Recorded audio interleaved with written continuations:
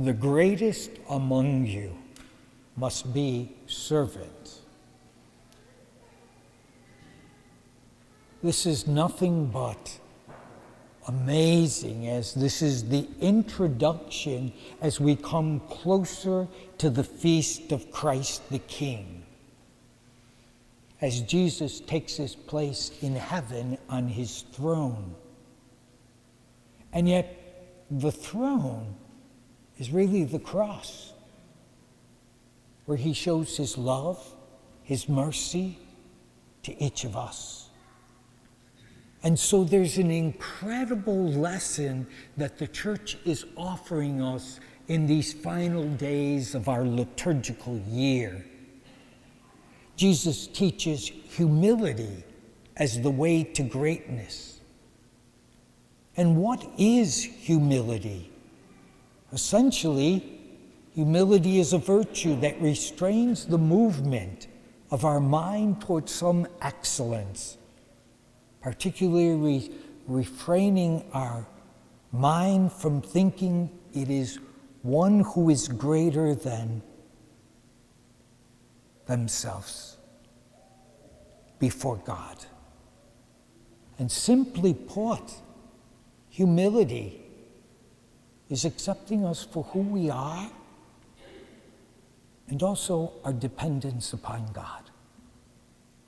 You and I can't solve all the problems of our world. We may think so, but it's only God that can do that. My dear friends, let's go to the Garden of Gethsemane. And it's through prayer that Jesus gets the strength to let go of his will. Remember the temptation there. And he submits to the will of the Father. Not my will, but your will be done. The crucifixion is a moment where capital punishment was used for common criminals in the time of the Roman Empire. And it's here that Jesus humbles himself in his death. And he won life for all of us. That the Son of Man did not come to be served, but to offer his life as a ransom for you and I. And all through the scriptures, Jesus is trying to bring people back to God's goodness. The last few weeks, we had the tension between Jesus and the scribes and the Pharisees, because the Pharisees had forgotten their true call as servants of God.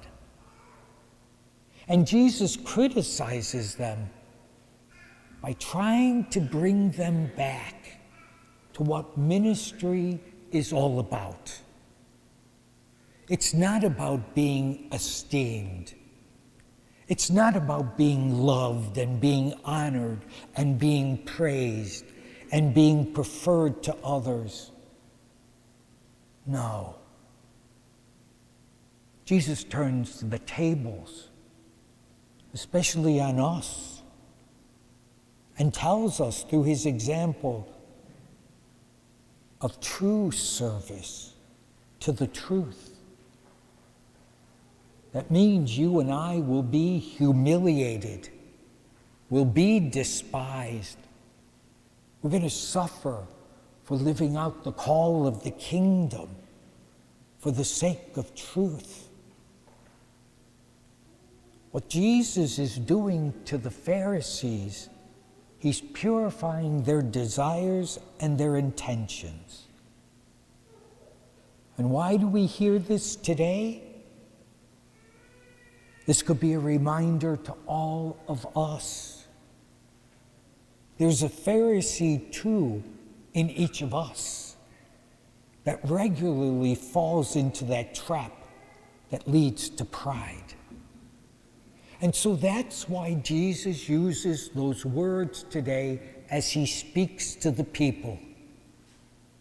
Do and observe everything that they tell you, but don't follow their ways.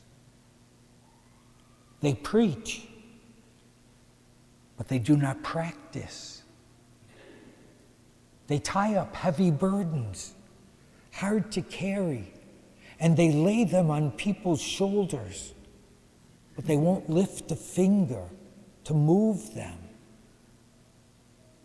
They're out there performing acts to be seen. Wow.